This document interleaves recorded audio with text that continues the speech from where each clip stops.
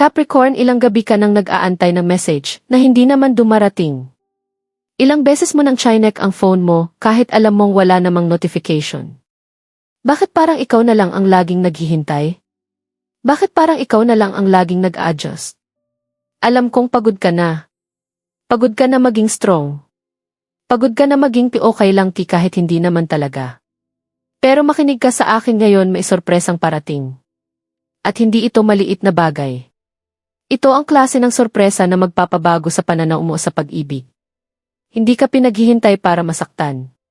Pinaghahanda ka para sa mas malaking biyaya. At ngayon sisilipin natin ang sikreto na matagal nang itinatago ng tadhana para sa'yo. Hello, mga ka-zodiac. Handa ka na bang malaman ang sikreto ng iyong puso? I am your guide at soulmate secrets, at ngayong araw, may bubuksan tayong isang key hidden mystery tungkol sa'yo, Capricorn. Capricorn, kilala ka bilang matatag, independent, at hindi basta-basta umaasa sa iba. Pero ang hindi alam ng karamihan, sa likod ng pagiging practical mo, may puso kang sobrang lalim magmahal. Tahimik ka lang. Hindi ka showy. Pero kapag nagmahal ka, buo. At dito pumapasok ang misteryo. May isang tao na matagal nang konektado sa energy mo. Isang taong maaaring lumayo, maaaring nagkaroon ng silent treatment, o baka may third-party interference na naging dahilan kung bakit hindi kayo nagtagpo sa tamang oras. Pinagtagpo pero hindi tinadhana noon. Pero Capricorn, ano kung sabihin ko sa'yo na hindi pa tapos ang kwento? May nakikita akong energy shift. Parang may paparating na balita, isang unexpected confession, o isang pagkakataon na akala mo ay tuluyan ng nawala. Hindi ito random. Ang sorpresang parating ay konektado sa kapalaran mo. At sa mga susunod na minuto, isa-isahin natin ang mga signs na magpapatunay na malapit na itong mangyari. Pero bago tayo magpatuloy, itanong mo muna sa sarili mo. Handa ka ba talagang tumanggap ng pag-ibig na hindi mo na kailangang ipaglaban mag-isa? Dahil Capricorn, kapag dumating ang sorpresa na ito, hindi na ikaw ang hahabol. Ikaw na ang hahabulin. At ang tanong, sino siya? Iyan ang sisimulan nating tuklasin ngayon, Capricorn, habang iniisip mo na parang walang nangyayari, may gumagalaw sa likod ng katahimikan. Alam mo yung pakiramdam na parang wala namang update, wala namang paramdam, pero bigla ka na lang napapanaginipan ng isang tao. Bigla mo na lang nararamdaman ang presence niya kahit hindi naman kayo nag-uusap. That's not random. May energetic cord pa rin na nag-ugnay sa inyo. At kahit anong pilit mong mag-move on, may parte sa puso mo na nagsasabing, hindi pa ito tapos. Capricorn, may nakikita akong senaryo na nagkaroon ng silent treatment. Isa sa inyo ang mas piniling manahimik kaysa magsabi ng totoo. Hindi dahil walang pakialam kundi dahil takot masaktan. Ikaw ba iyon? O siya? May isang taong gustong bumalik pero pinipigilan ng pride. At dito pumapasok ang kapalaran. Dahil ang tadhana, hindi natutulog, habang tinitingnan ko ang energy mo, may lumilitaw na initial letrang T. Kung hindi T, may malakas din na energy ang letrang T. May kinalaman ba ito sa taong iniisip mo ngayon? O baka ito ang initial ng taong paparating pa lang? Huwag kang mag-alala kung hindi pa malinaw. Dahil habang nagpapatuloy tayo, mas lalalim ang mensahe, may kwento rito na hindi natapos. Parang dalawang tao na nagkakilala sa maling timing. Isa ang handa na, isa ang hindi pa. Isa ang seryoso, isa ang nalilito. At ikaw, Capricorn, pinili mong maging mature. Pinili mong huwag maghabol. Pinili mong irespeto ang sarili mo kahit masakit. Pero sa gabi, kapag tahimik na ang lahat, inaamin mo sa sarili mo na namimiss mo pa rin siya. Tama ba? May third-party interference din akong nararamdaman dito. Hindi man actual na relasyon, pero may taong sumingit, maaaring kaibigan, pamilya, o isang dating pagmamahal na hindi pa tuluyang natatapos. Kaya naputol. Kaya nagkahiwalay. Pero hindi dahil hindi kayo mahal ng isa't isa. Kundi dahil hindi pa alind ang oras ninyo noon, Capricorn, pansinin mo ito. Mas madalas mong makita ang pangalan niya sa social media o sa random na lugar. Paulit-ulit siyang lumalabas sa panaginip mo. Bigla kang nakakaramdam ng unexplained na kilig o lungkot. Ang mga ito ay signs ng energetic pull. May communication na paparating. Hindi ito dramatic. Hindi ito sobrang engrande. Pero ito ang klase ng message na magpapabilis ng tibok ng puso mo. At ang mas nakakagulat, hindi lang siya ang nagbabalak gumawa ng hakbang. May bagong energy rin na papasok sa buhay mo. Isang tao na mas stable, mas sigurado, at mas handang ipaglaban ka. Ang tanong, past ba ito na babalik? O future na mas deserve mo? Hindi ko pa ibibigay ang pinakaimportanting sign dahil may mas kailangan kang malaman muna. Capricorn, minsan akala mo strong ka lang. Pero ang totoo, nasanay ka lang maging matatag kasi wala kang choice. Ikaw ang laging nagbibigay. Ikaw ang laging umiintindi. Pero sino ang umiintindi sa'yo? Ang sorpresang parating ay hindi lang tungkol sa love. Ito ay tungkol sa realization. May taong magsasabi sa'yo ng, salamat sa hindi mo pagsuko sa sarili mo. At kapag narinig mo iyon doon mo mararamdaman na worth it ang lahat ng paghihintay. At Capricorn, may isa pang initial na lumilitaw. Letrang T. Bakit parang may connection ito sa destiny mo? May timeline na gumagalaw. May pagbabalik. May biglaang pag-amin. Pero bago ko sabihin kung alin dito ang mas malakas na mangyayari, may isang mas malaking sign pa akong nakikita. Capricorn, bago ko ibigay ang pinakaimportanting sign, may nakikita akong initials, letrang T, C, at T, A, na laging kasama sa panaginip mo. Is it them? Let's find out. Bakit tuwing ipipikit mo ang mga mata mo, parang nandoon pa rin siya? Bakit kahit anong pilit mong iwasan ang alaala, bumabalik ito sa pinaka-hindi mo inaasahang oras? May ibig sabihin ito. Hindi aksidente ang panaginip.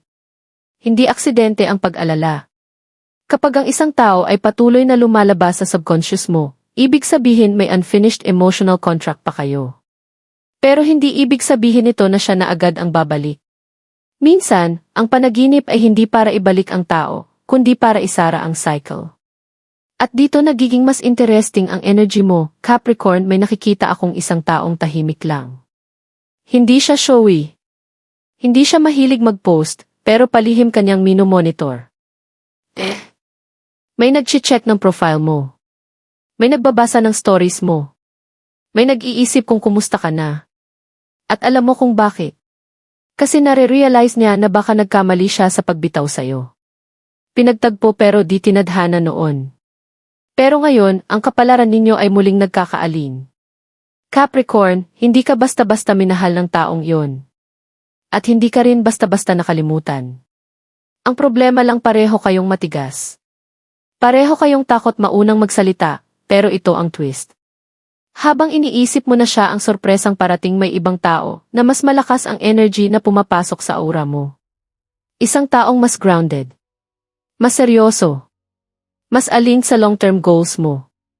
Capricorn, kilala ka bilang sign na hindi basta-basta pumapasok sa relasyon. Gusto mo may plano. May direksyon. May stability. At ang paparating may dala siyang malinaw na intensyon. Hindi ka na niya pahulain. Hindi ka na niya ipag-aantay. Hindi ka na niya bibigyan ng mixed signals. Ang sorpresa ay hindi lang I miss you. Ang sorpresa ay, handa na ako. Habang lumalalim ang energy, may isa pang inisyal na lumilitaw. Letrang T, G. Kung hindi G, malakas din ang energy ng T, D. May connection ba ito sa kasalukuyan mo? O ito ang future na papasok pa lang? Pansinin mo. Kapag bigla kang nakakita ng mga pangalan o bagay na may inisyal na ito, huwag mo itong baliwalain. Sign ito na malapit na ang shift, Capricorn. Minsan hindi mo kailangan ng maraming tao. Kailangan mo lang ng isang taong sigurado sa'yo. At ang universe narinig niya ang mga tahimik mong dasal. Alam niya ang mga gabing umiiyak ka nang hindi alam ng iba. Alam niya ang mga pagkakataong gusto mo nang sumuko pero pinili mong maging strong. At dahil doon may gantimpala. Ang sorpresang parating ay hindi para subukin ka. Ito ay para i-remind ka na hindi ka nakalimutan ng tadhana. Ngayon Capricorn, kung handa ka nang tanggapin ang pag-ibig na hindi mo kailangang pagdudahan. Type mo sa comment section. I claim this love. Kapag tinip mo yan, para mo nang sinasabi sa universe na handa ka na. Huwag kang mahiyang i-claim ang para sa'yo. Dahil ang energy, gumagalaw kapag may intention, pero teka may isang final sign pa akong nakikita. Isang biglaang pag-uusap. Isang unexpected na pag-amin. Isang pagkakataon na magpapaikot sa mundo mo. At may kinalaman ito sa desisyon mo, kung tatanggapin mo ba ang pagbabalik o pipiliin mo ang mas bagong kapalaran. Capricorn, alin ang pipiliin mo? Capricorn, huminga ka muna ng malalim. Dahil ang huling sign na nakikita ko ay hindi basta simpleng pag-uusap. Ito ay clarity. Hindi na ito tungkol sa paghihintay. Hindi na ito tungkol sa baka sakali. Hindi na ito tungkol sa mixed signals. Ang sorpresang parating ay magbibigay sa iyo ng malinaw na sagot. At alam mo kung bakit ito mahalaga? Kasi matagal ka nang nabubuhay sa Tigray area. Yung hindi mo alam kung may pag-asa pa ba o wala na. Kung babalik pa ba o tuluyan ng tapos. Pero Capricorn, ang universe ay pagod na ring makita kang nag-o-overthink. Kaya ang ibibigay niya ngayon ay direksyon, may nakikita akong biglaang pag-uusap. Hindi ito planado. Hindi ito scripted. Pero ito ang klase ng conversation na matagal mo nang hinihintay. Maaaring magsimula sa simpleng, "Hey, pwede ba tayong mag-usap?" At sa likod ng simpleng linyang iyan, may dalang emosyon na matagal nang kinimkim. Confession, regret, or even closure. Pero Capricorn, nararamdaman ko na hindi ito basta closure lang. Mas malakas ang energy ng reconnection kaysa tuluyang pagtatapos. Bago tuluyang mag-shift ang energy, may huling initial na lumilitaw. Letrang T, C, D. Kung hindi K, may resonance din ang K, E, E. Bakit parang konektado ito sa destiny mo? Pansinin mo ang mga pangalan, lugar, o kahit random signs na may letrang ito. Kapag paulit-ulit mong nakikita confirmation iyon na gumagalaw na ang kapalaran, ngayon, ito ang pinakaimportanteng bahagi. Kapag dumating ang sorpresa, may pagpipilian ka. Option 1. Ang taong bumalik, dala ang pagsisisi at mas malinaw na intensyon. Option 2. Ang bagong taong papasok, dala ang mas stable at siguradong pagmamahal. At dito papasok ang lesson mo, Capricorn. Hindi ka na katulad ng dati. Hindi ka na yung taong tatanggap ng bare minimum. Hindi ka na yung taong magmamakaawa para lang mahalin. Mas mataas na ang standards mo ngayon. Mas malinaw na ang boundaries mo. At ang pipiliin mo ay kung sino ang alin sa growth mo. Pero ito ang tunay na sorpresa. Hindi lang tao ang paparating. Paparating din ang self-worth mo sa mas mataas na level. Yung realization na hindi ka kailangang habulin para maging valuable. Hindi mo kailangang mag-adjust para lang tanggapin. At hindi mo kailangang magbago para mahalin. Capricorn, ang tunay na sorpresang parating ay hindi lang love story, kundi ang bagong version mo na handang tumanggap ng tamang pag-ibig. Ngayon, kung nararamdaman mo na ito na ang season mo, type mo ulit sa comments. I claim this love. At kung gusto mo namang sabihin sa universe na handa ka sa tamang tao, past man o future, pwede mo ring i-type. Alinda ko sa tamang kapalaran. Kapag ginawa mo yan, nilolock mo ang energy. At Capricorn, kung gusto mong manatiling connected sa mga mensahe ng universe, huwag mong kalimutang i-click ang subscribe button. Dahil dito sa Soulmate Secrets, hindi lang tayo nagbabasa ng zodiac, nakikinig tayo sa bulong ng tadhana. Stay connected with the universe. Dahil ang susunod na mensahe baka mas malapit na kaysa sa iniisip mo. Capricorn, kung nandito ka pa rin hanggang ngayon, ibig sabihin may parte sa puso mo na alam na may mangyayari talaga. At tama ka. Dahil may mas malalim pa akong nakikita sa energy mo. Hindi lang ito simpleng may babalik ki o may darating. Ito ay karmic alignment, may cycle na matagal nang umiikot sa love life mo. Paulit-ulit na lesson. Paulit-ulit na pattern. Paulit-ulit na sakit. Minsan strong ka, minsan pagod ka. Minsan hopeful ka, minsan gusto mo nang isara ang puso mo. Pero Capricorn, hindi ka inilalagay ng universe sa parehong sitwasyon para saktan ka. Inilalagay ka roon para i-upgrade ka. At ngayong mas malinaw na ang boundaries mo. Ngayong mas mataas na ang standards mo. Ngayong hindi ka na basta-basta nagsisettle. Doon darating ang sorpresa. May gusto akong sabihin sa'yo na baka hindi mo pa naririnig. Yung taong iniisip mo hindi kanya nakalimutan. Kahit may pride. Kahit may distance. Kahit may silent treatment. May moments na naiisip kanya. May moments na kinukumpara kanya sa iba. At may moments na napapaisip siya kung bakit kanya pinakawalan.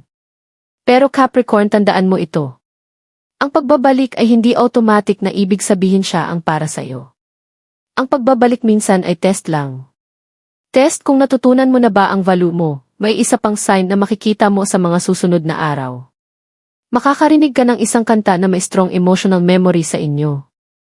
Or makakakita ka ng bagay na nagpapaalala sa iyo sa kanya, isang lugar, isang pagkain, isang kulay. Kapag nangyari iyon, huwag kang ma-shock. Dahil ang energy ninyo ay nagre-realign, pero ito ang mas exciting. Habang may past energy na gumagalaw, mas malakas ang frequency ng new love. Isang taong hindi mo kailangang hulaan ang nararamdaman. Isang taong hindi ka iiwan sa scene. Isang taong may plano at kasama ka sa planong iyon. Capricorn, ikaw ang sign na pang long term. Hindi ka para sa temporary. Hindi ka para sa half-hearted. At ang paparating may intensyon na buo, ngayon gusto kong gawin mo ito. Isara mo ang mga mata mo sandali. Huminga ka ng malalim. At isipin mo ang sarili mo na masaya, kalmado at hindi nag-o-overthink. Isipin mo ang sarili mo na may katabing taong sigurado sa'yo. Nararamdaman mo ba ang gaan? Iyan ang energy na papasok sa buhay mo. Sabihin mo ngayon kahit mahina lang. Handa na ako. Capricorn, hindi ka nahuhuli. Hindi ka iniwan ng kapalaran. Hindi ka nakalimutan ng tadhana. Minsan lang talagang mas mabagal ang love story mo. Dahil ang para sa'yo ay hindi ordinaryo. May sorpresang parating. At kapag dumating ito, masasabi mo sa sarili mo. Kaya pala pinaghintay ako dahil mas maganda pala ang plano. Stay open. Stay grounded. At higit sa lahat, stay hopeful. Capricorn, may kailangan kang marinig ngayon na baka hindi mo pa inaamin sa sarili mo. Hindi ka lang pinaghintay dahil may darating. Pinaghintay ka dahil may binabago muna sa loob mo. Alam mo kung ano iyon? Yung tendency mong akuin lahat. Yung pagiging strong friend na hindi umiiyak sa harap ng iba. Yung pagiging independent na parang hindi mo kailangan ng tulong. Pero ang totoo, gusto mo rin namang maramdaman na may isasalo sa'yo. At iyon ang inaayos ng universe ngayon, may moment na darating at malapit na ito kung saan mapapaisip ka. Kung babalik siya, tatanggapin ko pa ba? At dito ka masusubok. Hindi dahil gusto kang pahirapan ng tadhana. Kundi dahil gusto niyang makita kung gaano ka nakalayo mula sa dating version mo. Capricorn, hindi ka na yung taong mag-settle sa bare minimum. Hindi ka na yung taong papayag sa half-love. Hindi ka na yung taong maghihintay ng walang kasiguraduhan.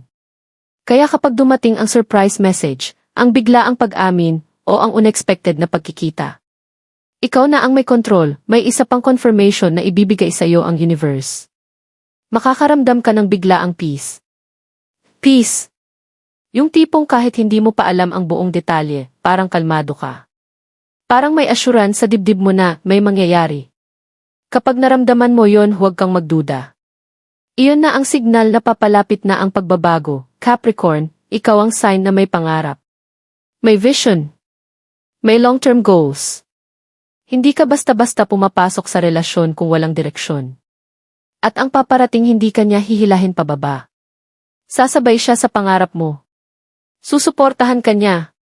At hindi siya matatakot sa ambisyon mo. Sa totoo lang, hanga siya sa'yo. At ito ang klase ng pag-ibig na hindi mo pa lubos na naranasan, yung secure. Yung walang takot. Yung walang drama.